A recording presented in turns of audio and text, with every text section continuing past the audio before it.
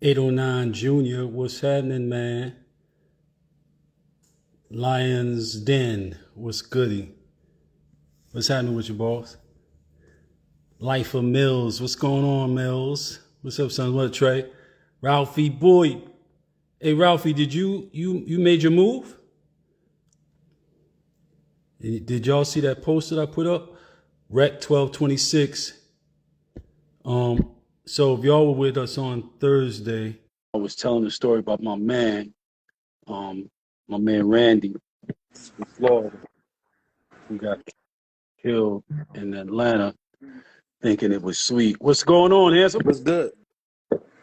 Shit, man. Just had to chop down a little baby tree for wifey so she could plant these new bushes and shit. And that's why I was a couple minutes late.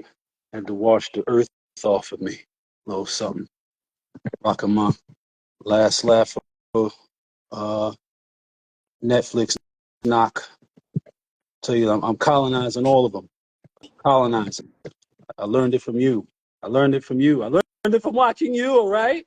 Mr. White Man, steal everything, claim everything, make everything yours. You did it all. So, What up? two things I definitely want to chop it up about. What up, Ed? So, Ed, you didn't know what I was talking about when I said, "Is it soup yet?" Ed showed some more pictures of some new plants, and I'm like, "What about the batch that was drying, nigga?" Like, I tell you, I have not smoked since probably like the 20th or so, 15th or so of January. Damn. You know what I mean? So I'm looking for what's up, House of Sufyan. I can't wait for them things to show up, man. Charlana in the house, man. He killed with the Charlana shit. You might be onto something with that Charlana shit, man. Bo Harden, what's happening, Bo? People, they trying to do an event out there in Charlotte, but they looking for a club. Oh, word? Maybe House Sufyan can help with that. I mean, All right. I could obviously, but maybe he could help with that. Had to put Bud down. I started to have nocturnal panic attacks. Really? Well, you got to consider the source, and sometimes that's a comment that Trey Oxen said. Sometimes chemistry changes as you get older, right? Randy. Sometimes you get an oversaturation in your we'll just say in your tissue, and then you start to have it's like anything. Like you can have a favorite food, something you eat all the time, and then one day you're allergic to it. You have a reaction. You don't know it's a reaction to the food because you've been eating that particular thing since you were 7, and here you are 37, and all of a sudden you starting to get itchy in the throat, or your ears start itching, or your eyes start running, whatever, and you think it's something else. You don't associate with this thing you've been eating all your life, but what happens is your body builds up a certain amount of this in your system, and then begins to reject it. That's why foods used to be eaten seasonally. Like there were certain seasons for certain foods, and they only were eating during those seasons. Men have through commercialism, men have lost their connection with the natural order. You know, for the sake of being able to have something all year round that the earth decided would only be available to you during certain times of the year, for certain points and for certain purposes. You know what I mean? But Mr. Charlie wants to make money off everything all the time, and everybody else wants to consume all the time, mindlessly, and thinking that somebody else is going to make sure that they don't hurt themselves. That's where you get all of the out of control corporations and shit from. So, you could have a saturation of that, of THC, and it's causing, a chemical imbalance, and your body's trying to correct itself. It's trying to send you a signal to tell you, you know, chill out. You know what I'm saying? Or them Or it niggas could could be be, breaking the weed up on the same stuff that they chopping the cocaine and stuff on, and you getting some blowback, and it's throwing you off. That be yeah, the thing. that's what I was going to say. That's the thing. But I mean, That is true. I don't know. Only you know if that's what you're really doing. I mean, shit. If I'm using the same scale for mushrooms, heroin, cocaine, and weed, some of that shit gonna get on some of that shit. You're right. Some of that shit you gonna Right. be a little fucked up. Right. You're right.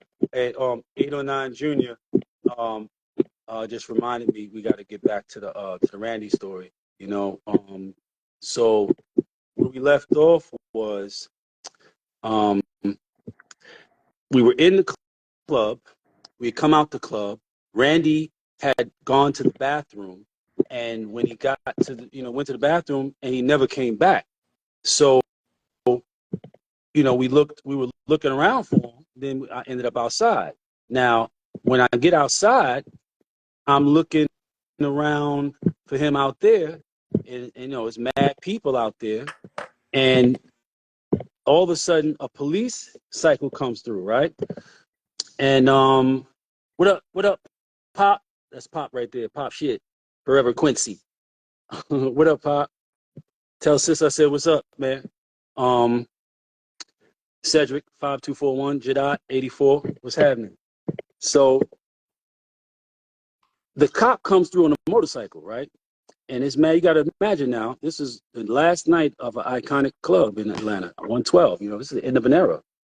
So the Beast, the long way.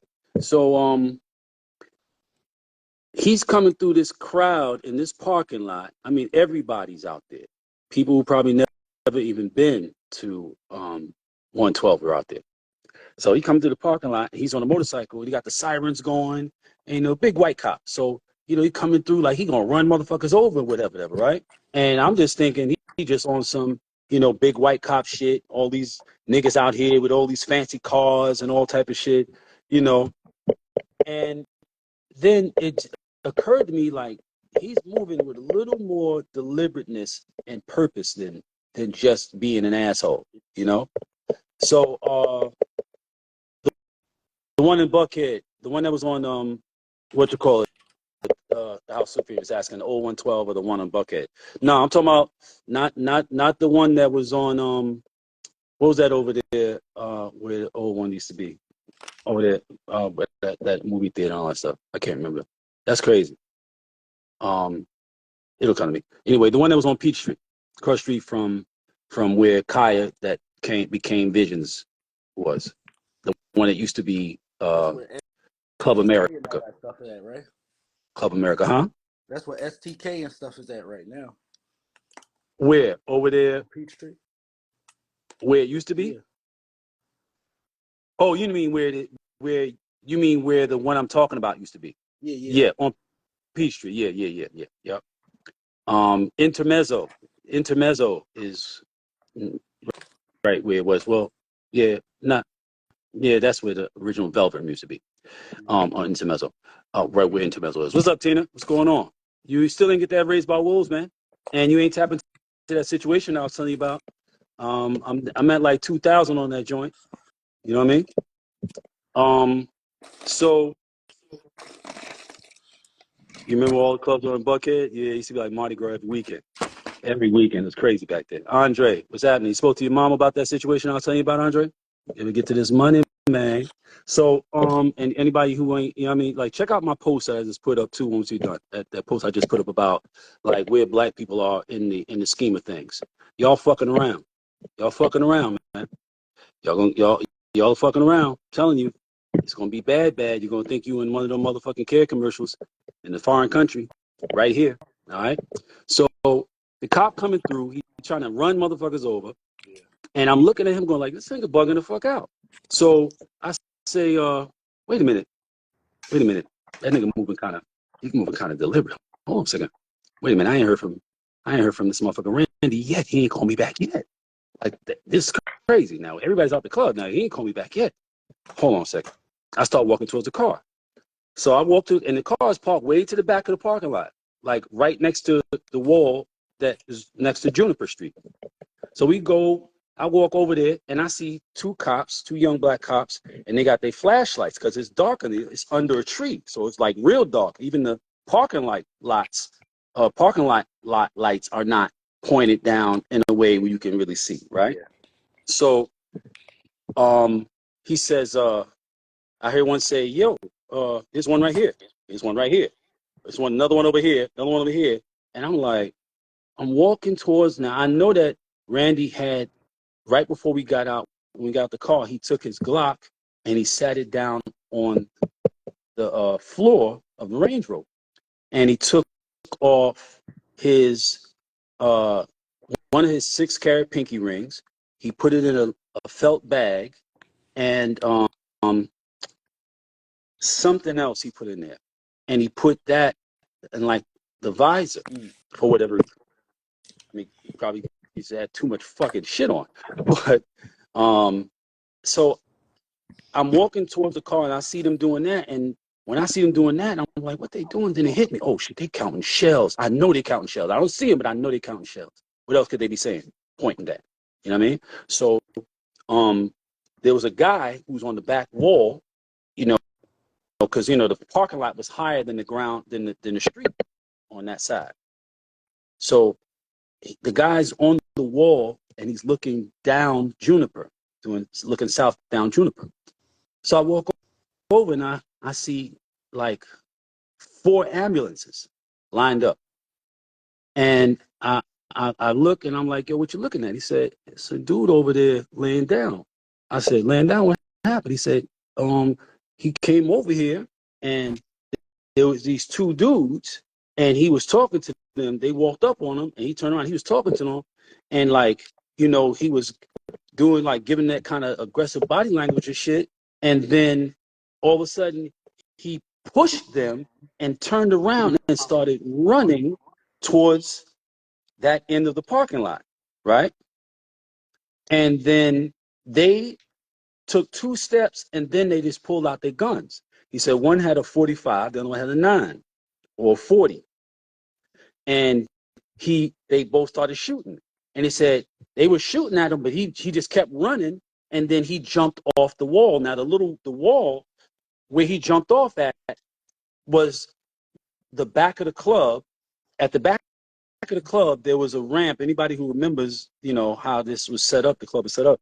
The back of that parking lot, there was a ramp that came down off of Juniper. So if you were coming down Juniper, this is usually how the talent would come, right? They would come in and come up this ramp off this ramp entrance into the parking lot, which put them right at the back door of the club. And so he jumped off this wall, and it may have been like at the point, because, you know, of course, the wall is here and the ramp is like that. So at different points, the wall gets higher and higher. So he jumped at like a midpoint that might have been like maybe 3 feet. And now remember, his pants had ripped. He had on black linen shorts, and his pants had ripped. So he running, trying to hold his pants up, you know what I mean? And, you know, they don't fall down, he trip over them, whatever. And they popping behind him, pop, pop, pop, pop, pop, pop, pop. And he jumps out of the wall, and I guess they figured they must have missed him. And they turn around, they run off. So when he tells me what happened, I go to the point where he jumped off, and I see Randy laying there. At this point, he butt naked, because all he had on was those shorts and like you know, like a black T-shirt or something like that. So of course, you know, if you get hit or whatever, they're gonna rip your shirt off, right? Like when I got stabbed in my back, they ripped my fucking sweater and my goddamn Champion hoodie and all that. This back when Champion hoodies was like fucking bulletproof. This shit was like top quality. I was like, oh man, not my sweater. My sweater, I got it from Abrix. She was like 400. Like, you know what I mean? I was like, I could take it off. They said, man, you are bleeding to death. So, you know, they cut the shit off of you, right? And so now he's laying there naked, right? Yeah. That's right, Chef Will. First they do is cut your clothes off. So when they got him laying there, there's a white lady working on him. She's working on him. But I could look and tell like he's dead. I don't see a lot of blood, right? But I can tell like he's dead. He's completely non-responsive to everything they're doing, right? Butt ass naked, except he was dark, real dark skin, butt ass naked, gleaming, look like a African king, like Mansa Musa laying there, bro. Diamonds is blinging, diamonds blinging, big ass 50-carat motherfucking bracelet blinging, 55-carat Breitling blinging. You know what I mean? His diamond tennis bracelet, tennis necklace blinging, the G on his chest blinging like a motherfucker. And he just laying there, completely lifeless. And I'm like, all of that about that shit he wearing. That's what I'm thinking. I'm thinking this is a robbery attempt, you know. And he was trying to get to his gun because he knew his gun was right there in the car, right. As soon as he opened the door, it's right there. And because the range sit like it sit, he wouldn't have to like if it were a regular car, he'd have to a sedan. He'd have to reach down into it. Parker Burners, what's going on? SGC VT, what's happening? Aprilla's. Oh man, I love Aprilla's. Remember when I took y'all to see Aprilla's back in the days when they first came out? So he's laying there. I'm thinking they didn't kill him about his pieces, about his jewelry, and didn't even get his fucking jewelry, right? And so I'm fucked up. I'm like, how the fuck did he end up out here? First of all, like, we just had this conversation the day before about him walking out of the club when he left us in Verve and walked out the club, you know. So I'm like, damn, this is, see, the security nigga should have went with him. Yeah, he said in Kansas City is wild, the police don't respond. I mean, who getting paid enough to go running into gunfight, bro? Who gets that? Who gets paid enough to go run into motherfucking gunfight? Not even soldiers, and they know they ain't running into it. You know, which is why a lot of people aren't signing up for that anymore. Which is why they're bringing in so many people from other countries so they can offer them citizenship under the circumstance that they join their, what you call it? What's going on, Ty? Fly Ty, the real Fly Ty. That they motherfuckers agree to go to the army, go to the military, and then they'll give them citizenship. But so now I'm thinking, damn, this is fucked up.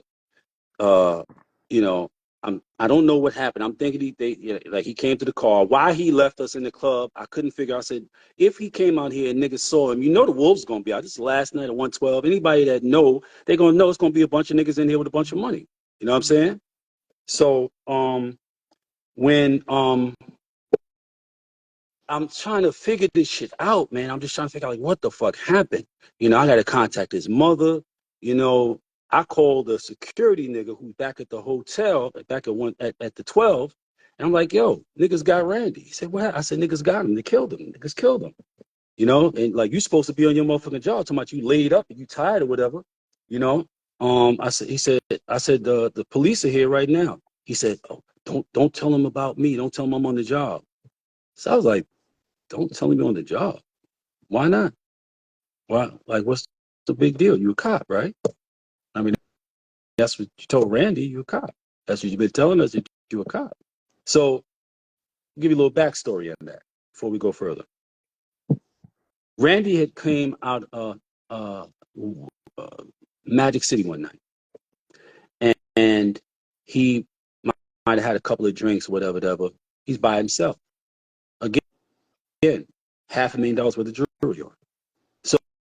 So this guy was outside in a uniform, doing security. So he says this is him telling me the story of how he originally met Randy, because when he first introduced us, I was like, so you didn't know him when I left 2 weeks ago. So who are you? You know what I mean? And he goes, this is how we met. He's come out the club, like he had a couple of drinks, whatever. He's feeling good. He's by himself, and he got on all these fucking diamonds. And I was like, hey, bro, where you going? And Randy's casual as Randy was. Randy goes, oh, shit, I'm going to my car, man. My car right there around the corner. He said, around the corner? So he just came out the club. So he ain't got no gun on him. He just came out the club. And he wasn't parked in the parking lot. So he was going right to his car from the club, a few feet to the park, to, like getting, valet pulling his car up, like any normal motherfucker with some money would do. So he said, yeah, man, let me walk you to your car, man. I don't know where you think you at. Let me walk you to your car. Now, the kid is from Queens. He's not from Atlanta. So he walks Randy to his car. And Randy's like, yo, man, I like you, man. Yo, man, you need a job? He said, man, I can always use the work. I do this little extra, off the books thing right here, whatever. He said, okay, man, be my security, man. You know what I mean? Come out with me when I go out. He said, no doubt, man, I got you. And that's how they connected. Right. He's a cop. APD, he says. So when I call him when this incident happened, he says, don't tell him I'm on the job. Don't tell him you're on the phone with me. Don't tell him I'm on the job. So I'm like, I'm upset about my man. I just lost my man. So I'm like, I don't really, give a fuck really what you're talking about or why you're saying what you're saying. Now, while this conversation is happening, the cops know I'm his only connection here, right? Yeah. The parking lot is pretty much cleared out. I don't know if you remember that old black cop that used to be out there back when it was Kaya, back when Visions became Vision, when Kaya became Visions, you know, the whole time the 112, like he was always working that area. He was a cop, older, black, dark-skinned dude. I can't remember his name, but we all knew him. We all knew his name, right? And so, what up, twin? So, he walks up and he's doing like this, holding his arm up, doing like this and looking around. So there aren't very many cars in the parking lot at this point. So I got a feeling that he's got Randy's keys. So I said, what's going on? He said, hey man, I found these keys in the club. They found these keys in the club. They're trying to figure out who they belong to. Obviously if the keys are here, they wouldn't be gone nowhere, right?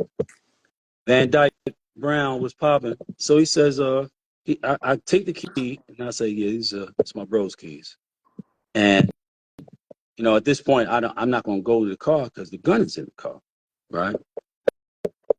I know the jury is in there as well, but I know I got the keys, so we ain't got to worry about that. Can't nobody get in there to get it or whatever. The cops say to me, we got to go down to that place. They renovated ever since then, but this is down there off of where's that damn Whole Foods downtown? What's that street that Whole Foods downtown is on? 14th? No, further down. I can't remember the name of the damn street right now, but there was an old police precinct up in there. They've since turned it into like a big ass mall type of thing, whatever. But Art Center? it was like, huh? The Art Center? No, it's down. It's down. It's downtown. It's like where, Peachtree Center? huh? Peachtree Center? No. Damn, what's the name? I can't remember the name of that street. I can't remember the name of that fucking street, man. But Atlanta's kind of in my rearview mirror at this point. You know what I mean? I've kind of just like forgot about, because the Atlanta I'm talking about is long gone, and this is kind of this was the death knell. This era I'm talking about is like the death knell of Atlanta, the Atlanta that was revered and people loved it and shit like that. You know what I mean? This incident is around the individuals in the movement that really killed it. So we go down to this precinct and they're asking me like who he is and where he's from and all that, whatever. I'm fucked up. I feel like I got robbed.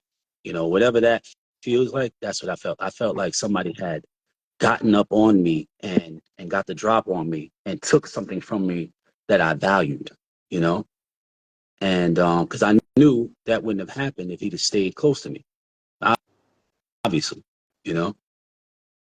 and so it was really fucked up. He was gone. I called the dude, Mr. Security, and I said, do you have his mother's number? He said, yeah. So he called his mom, told his mother. He called me back. He said, you know what? And this is not for nothing, but this is what it is. You know what I'm saying? Like his mother, when he called his mother and told his mother that Randy had been shot and that he was dead, he said her first response was, did they get his jewelry? That was her first response. That's what he says. I didn't hear her say that's what he said. The first response was, did they get his jewelry? And, of course he said no, because I told him he's laying there naked except for his jewelry. Every bit of his jewelry, And, I don't know why I didn't take it off of him, because I didn't give a fuck. My man was dead. A good man was dead. Good friend. A good guy. He was dead. You know what I mean?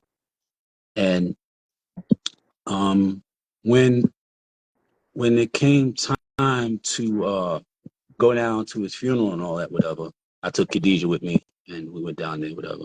He had a beautiful funeral. A lot of people came. He looked out for a lot of niggas. It was some niggas that had came from his town one time before that had hung out with us.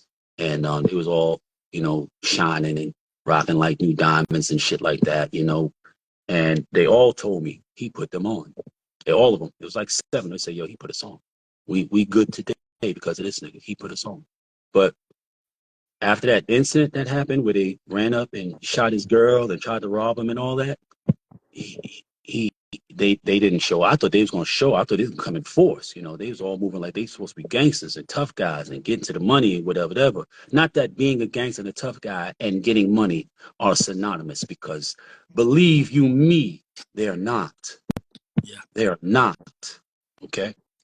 Money just means you can buy stuff. Okay. Anything else that you did not have before you got the money, you don't get magically with the fucking money. Just be clear on that. So these guys didn't show up. I asked him, did he call him, tell him whatever? He said, yeah, man, Squirrel and them didn't show up, whatever. Yeah. Yeah, Squirrel. Yeah, I remember your name. Yeah, you. So, a little time passed. And remember now, he never knew who robbed him or who attempted to rob him.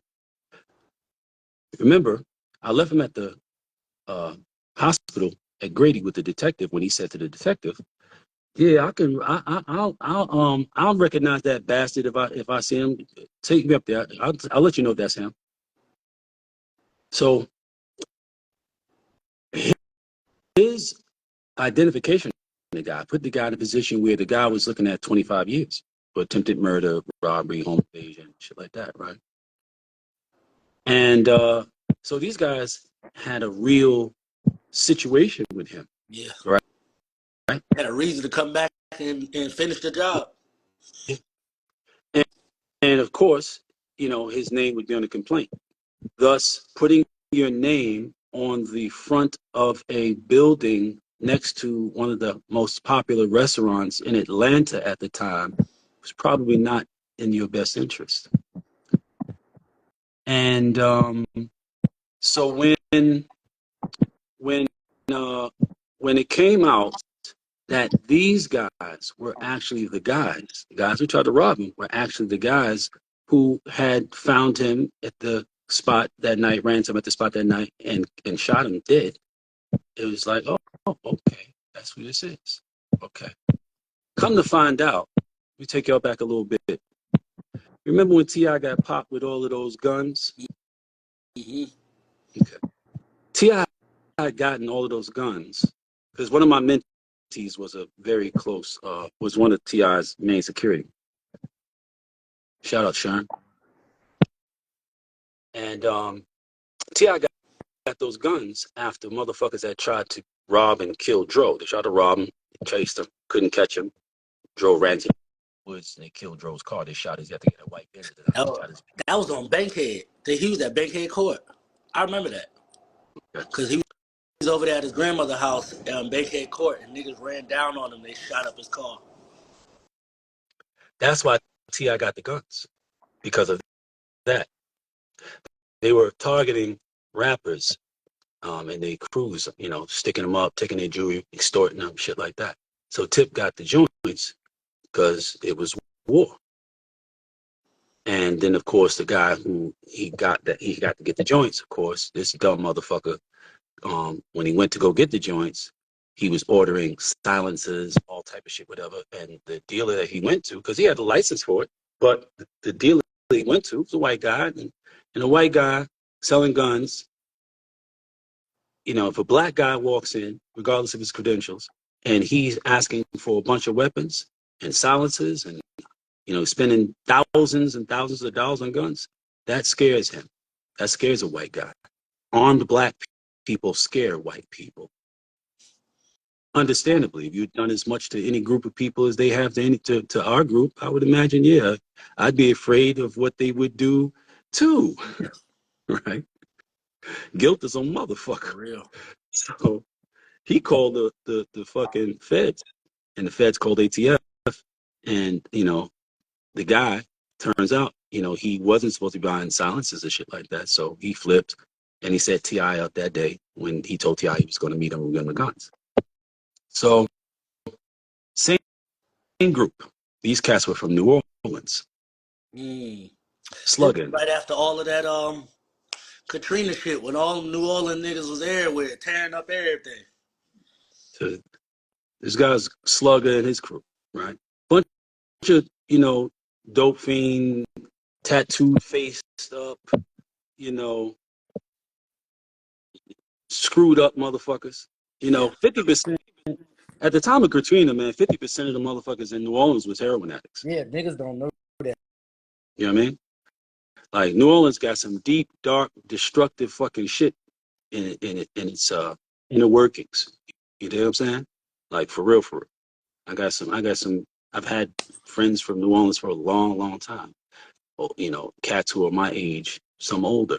So they really know the history. They know what gave way to these types. Circumstances. So the worst of the worst ended up here. Some in Dallas too, or Houston, I think it was, or both. And the whole thing, shit was going on. Crime went up exponentially when those guys showed up everywhere. And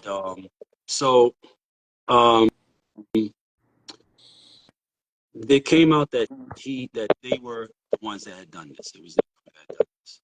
Who it was that set him up in terms of the female they were referring to, that never came about. The girl that he was with, the stripper joint in Detroit, I don't remember her ever coming to the funeral. Y'all can make of that what you will. But I came to find that the dude who was supposed to be security, supposed to be this cop, was actually not a cop at all. He was just a security. You know what I mean? He's just a security guy. And this nut ass nigga, this nut punk ass nigga from Queens. And also in congruence with that same situation, there was some other dynamic around that situation. I can't remember what it was, but something else came out of that, aside from it being known that these were the guys that were doing all this shit that led to T.I. getting the guns, catching the case, all that shit, whatever. And basically it came down to, the end of the free movement in Atlanta, where people felt confident, because what it did was it opened up a can of worms, and it let cats know that there were a lot of dudes who were moving around with resources that weren't especially prepared to protect those resources. So then the internal starving idiots started doing a bunch of home invasions. You remember that? Remember home invasions exploded? First it was happening in the hood. Then they started bringing it uptown, started bringing it into Buckhead and Midtown and shit like that. Shit, there was a whole crew. They was doing that to robbers. I mean, they was doing that to the rappers and the entertainers, like watching them go away on award shows and stuff, and be like, "Oh, we can hit their house, just breaking in their house." Yeah, that's right. That's right. See, those were the eras of the end, marking the end of Atlanta being this, free fly town for you to come and, get into your frivolities and freaky shit and all of that. That ended that shit. So yeah, that's what happened to my man Randy. I had just put him in Hip Hop Weekly, so he didn't live to see it come out. He didn't live to see it come out. I was listening to his audio the other day. I still have an audio of his interview. Like real crazy, bro. Real fucking crazy. Really crazy. He had, like I told y'all, he had created a a beautiful line of high-end sunglasses, diamond encrusted, gold, platinum, stainless steel, and all these natural woods around the country, around the world. Naturally green wood, not painted or tinted. Naturally white wood, pink wood, black, gray, natural woods. Beautiful fucking work, right? And you would think with all the people running around Atlanta, throwing around money left and right, you would think that there would be plenty of support, right? And the reason you would think that, and a lot of people think this in our community, because there's a lot of things they don't understand about how commerce works. When you have something, you create something of value. Like, I created Don Diva magazine. So you figure, okay, I created something. I'm here in Harlem when I create it. It's going to get support, because these people know me, and this is about something that they can relate to. So you think automatically they're going to support this. People know me. They related to me. They're friends of mine. They're going to support me. But you find that just because people know you doesn't mean they're going to support you. Just because they're related to you doesn't mean they're going to support you. And what we don't understand is if you do not create a situation, almost like a filter, something that you can use as a litmus test, something to filter out who exactly will actually support you, who will, buy your book or your hoodie, or come to your barbershop, you know what I mean? Bring their car to your car wash. You until you do a thing and you start calling upon people to support the thing you're doing, you don't really know what your support looks like. And finding out that you don't have support after you've invested the time, the money, and the energy to bring something into fruition is not the time. You thinking everything is done, I'm gonna do this grand opening, and it's gonna be just this great fucking thing. And then you do the grand opening and motherfuckers don't show up. Not unless you told them you're giving away everything for free. They don't show up, you know. And the ones that do show up kind of just show up to see how badly you fit. The people who will support you are the people who respect people who create things and build things, and who thought of them when you created what you created. You thought of me when you created what you created. I thought enough for me to invite me to it, or help me allow me to participate in it. Then I fucks with that. We might not even know each other that well, but I fucks with it because you thought of me as somebody who, not just somebody you can get something out of, but somebody who would appreciate what you're doing. The fact that you built something, that you created something. And I, being the same type of person, would do for you as I would have you do for me. You did? And the thing is that until you do something, you don't know. Ponce de Leon, that's right. That's right, DJ Country Black. Ponce de Leon, that's the street that precinct was on. Ponce. It was Ponce. That's what that downtown. Thank you, bro. That shit did not leave my mind. It was over there by that damn donut shop. Yeah. Street from that donut shop right there by that little park. Yeah. That is a crazy response from his mom's though, Ty. That is crazy. But it was real. I mean, and it was like that. I it was thought like about what his mom's response. I was like, maybe he said to his mom that, dudes tried to rob him and get his jewelry. So when she heard it, the idea was like, oh, snap, they came to get his jewelry. But it also could be that's what she was worried about because, that's how she used and valued her son through the, things that he bought and the things that he could provide for. He had a lot of people around him like that. A lot of people around him like that. Like for real. Randy was savvy, you know. Randy had a bunch of cars, So he had a vet, this crazy vet down there, and he had one of his children's he had a little boy, little Randy, and a little, I think a little girl. And I don't know whether it's one of their mothers or just a girl he's fucking with. But he had this thing on his phone. This was like Palm Pilot phones first came out. And he could see where the car was. He could see when the car started, whether it was on or off, where it was parked, how long it ran, whether it moved while it ran or whether it sat, right? And he'd hit it and be like, yo, what you doing over here? And you've been sitting there for 45 minutes with the car running. Like, what the fuck are you doing? You know, Baba was it like Randy was savvy as a motherfucker, man. You know, he had the same shit in his house down there in Florida. Like he could show me all the rooms in his house and shit like that. This is '06. This is '06, man. Yep, early '06. And he was just a savvy dude. A lot of people relied on him. A lot of people got taken care of by him, whatever. And that's what he was for people. So he don't take it for a lot of people, you know. But homie said that when he said to her, Randy's been shot. He hadn't said whether he was alive or not. He said, that's what he said. He said, I said to her, you know, I'm sorry I have to tell you that Randy's been shot. Randy was shot tonight. And she said, not, is he alive? Is he okay?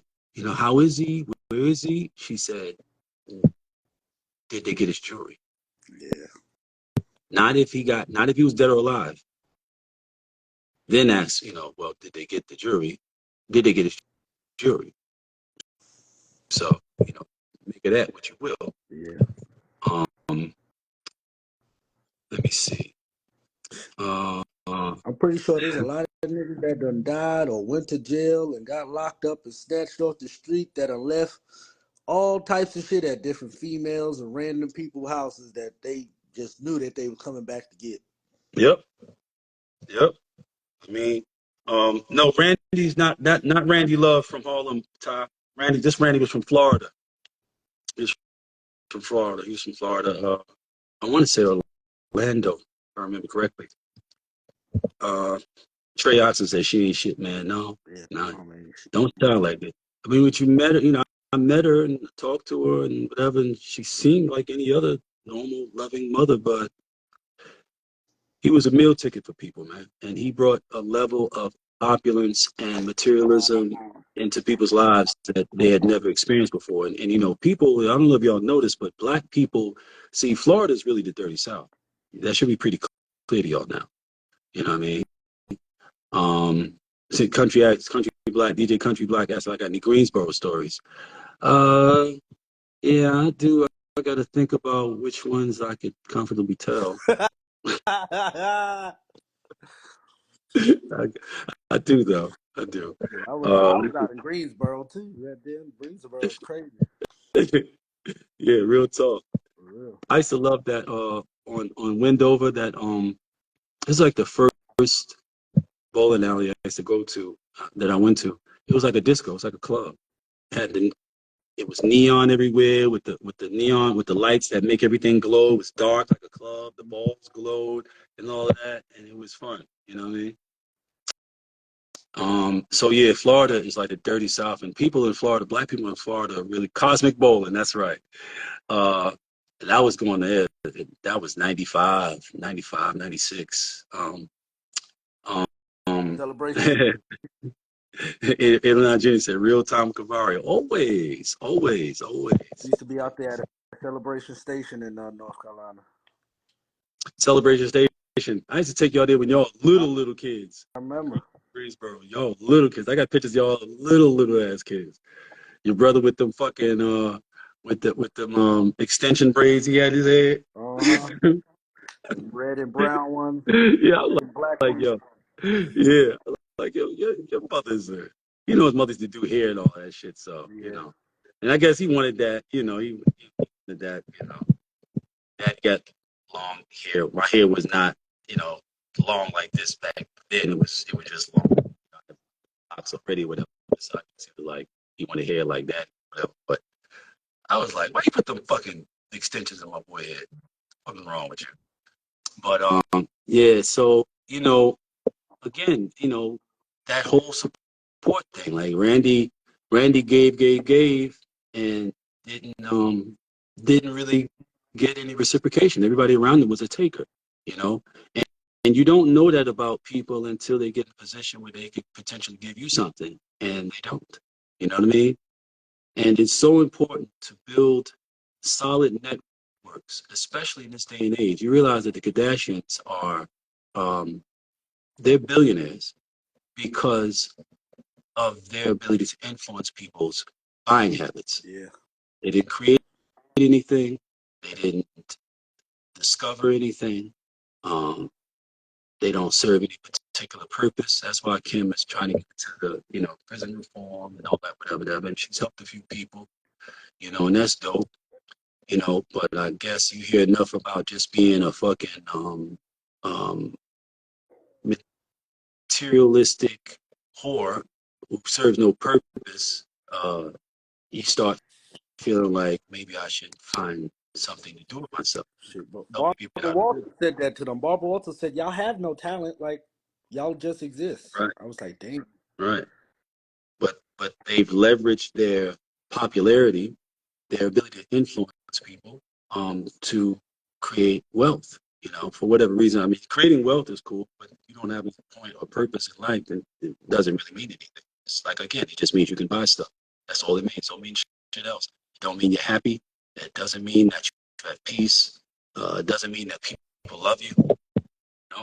As Randy learned. You know what I mean? It's hard to tell people that in this society when niggas think if you got money or if a nigga gets some money, that means everything he doing valid. That's a real nigga. That's the OG. That's big bro. That's the big homie. Like niggas will eat a whole dick for a nigga that got some money. To the ball. Women too. A whole dick. Balls of everything. Yeah. And that's fucked up. That's fucked up. That's fucked up. But the thing is, a lot of people will realize that, ones that do it and the ones that watch people do it. They'll realize that, but they won't realize why. And it's one thing to point out an issue. It's another thing to understand the issue so as not to be the issue. They dismiss. They did. Well, if you explain why, they dismiss it as you a hater because you ain't got money. That's the only reason why you could have a different opinion. Oh, you just mad at them hoes, them OnlyFans girls getting money. Like you mad? Black China made $250 million off of OnlyFans, and then you see Black China, and you like, I could look at her life and tell she ain't got $250 million. That's another thing too, because they've never had any money. They have no idea what is and what isn't valid as it relates to somebody potentially having some money. Yeah, they think that everybody that has $2 would do exactly what they would do if they had $2. So that's why they think if they see somebody with a supposedly expensive watch on, supposed to be a Breitling, supposed to be an AP, supposed to be a Rolex, then they automatically assume if you're wearing a watch that I believe is worth tens of thousands of dollars, then in addition to you wearing that watch, this, and this must also be your reality. So based upon this other stuff that I've added to my idea of what it must be in your reality, because you have what appears to be an expensive watch, based upon that idea that I created about you, I'm going to regard you in this way. Based upon this shit I made up in my own fucking head, and all I saw was a watch that's supposed to be real that I wouldn't know is or is not real. And for you that don't know, real easy way to tell if a Rolex is real. If the fucking hand is doing that, the second hand ticking along that, that's not real. That might be the case on other watches, Timex, but that's not what a Rolex does. A Rolex is that. Rolex moves like that. Simple thing, but you wouldn't know that. So anytime somebody show you anything that looked like something you've seen in a picture some fucking way, you figure, well, it must be what it is. In fact, you want to believe because you want to believe that you are standing next to someone who has achieved something that you think is so incredibly special. And look at you. From standing everything right from money to bitches' bodies. Her body real. her body is just shaped like that. You hating? They're like, I'm not hating. I just know what a surgery body looks like. Like everything is not hating just because you don't agree. Some things are just observable truths. Mm, mm, yeah. First one have to have some discernment about what they're observing, right? Have to be able to differentiate between what is and what isn't a real thing in order for them to know that everything is not real. They think if I'm seeing it, then it must be real. I mean, when we think about stuff like that, I automatically go to thinking these are teenagers or these are people who are unexposed in their 20s or something like that. I'm not really thinking these are adults. These are grown people. But it is, isn't it? Yeah, they It's grown people too.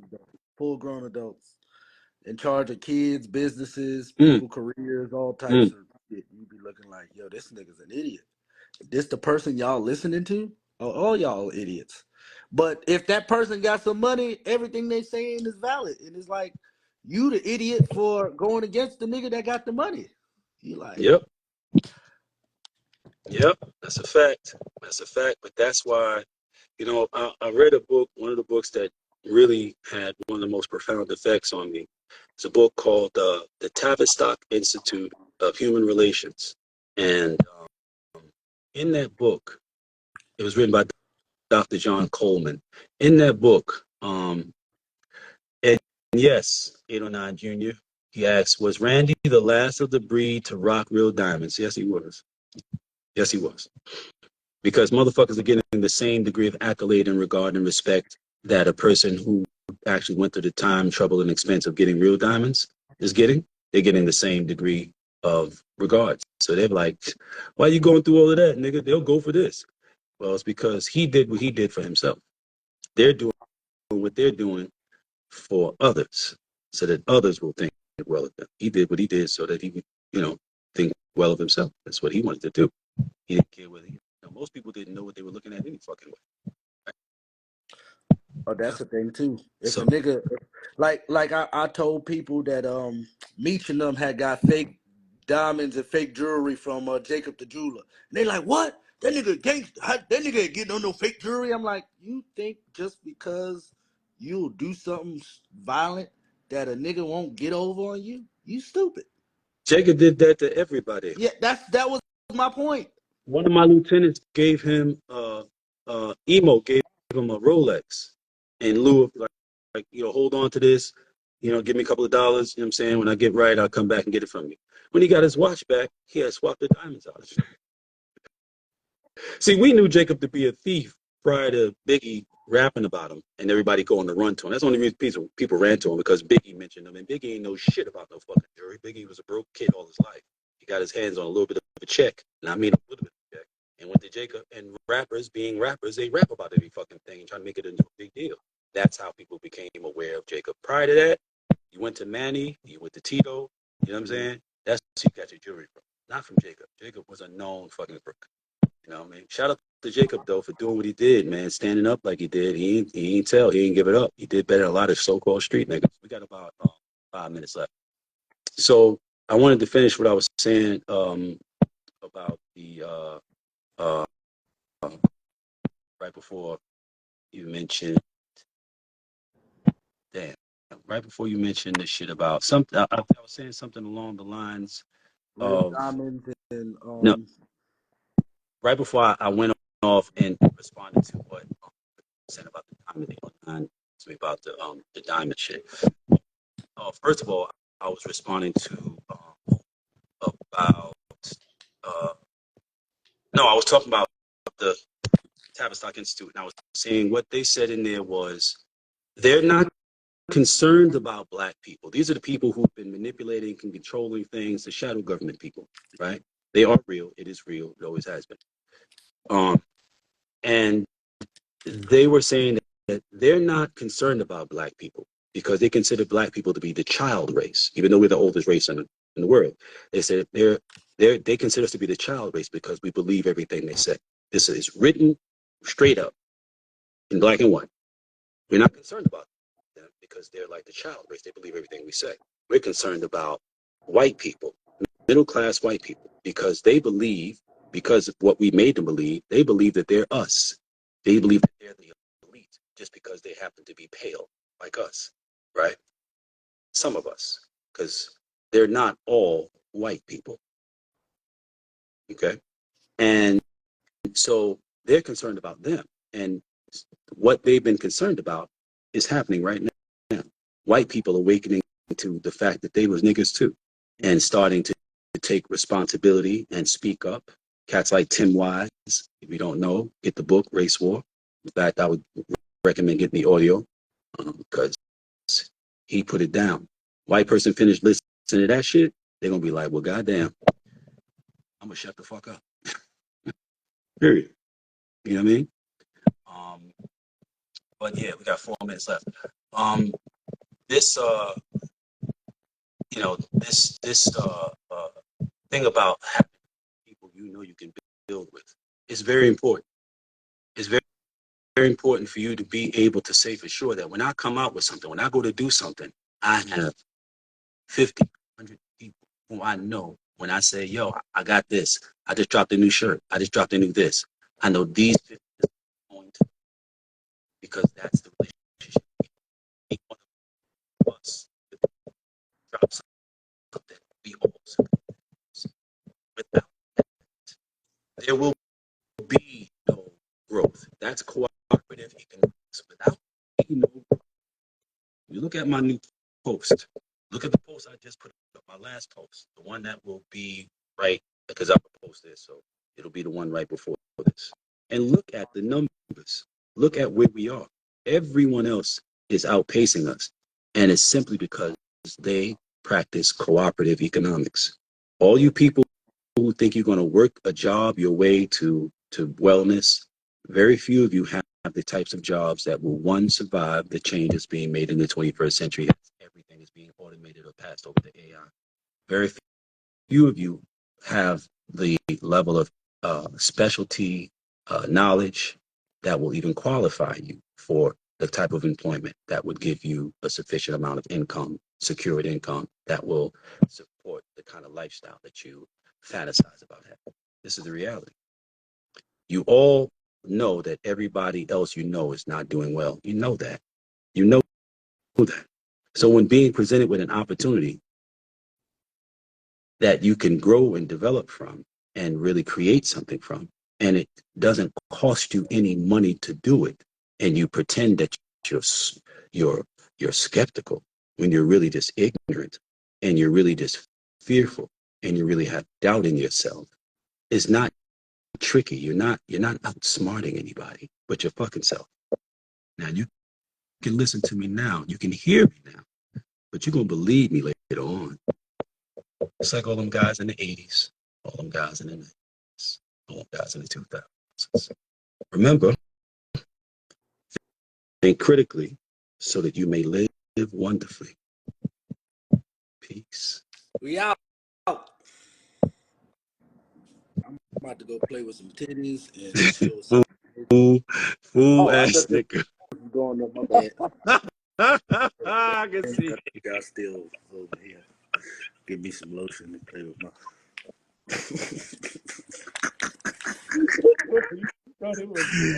Nigga say all that powerful shit. Stupid motherfucker. He thought it was off. It's actually, he actually got a minute. He got a whole minute left. Oh yeah, Which was good. That was good timing. That was good yeah. fucking timing. That was good timing, man. You know, this SoFi shit is really popping, man. It's really fucking popping. Wifey done made a stack. You know what I mean? In 12 days. You know what I mean? I need that text y'all send the niggas because I'm gonna forward that shit right to everybody I know. I told you I got it. I got it. I got the out. You know what I mean? I'm at 2 racks. Send it to me. I'm about to do a mass text. That's it. I'm telling you, cutting them off at the pass. Everything they could think of, I got it covered. Trying to help them not be stupid. Love you. Talk to you shortly. Love you too. Peace.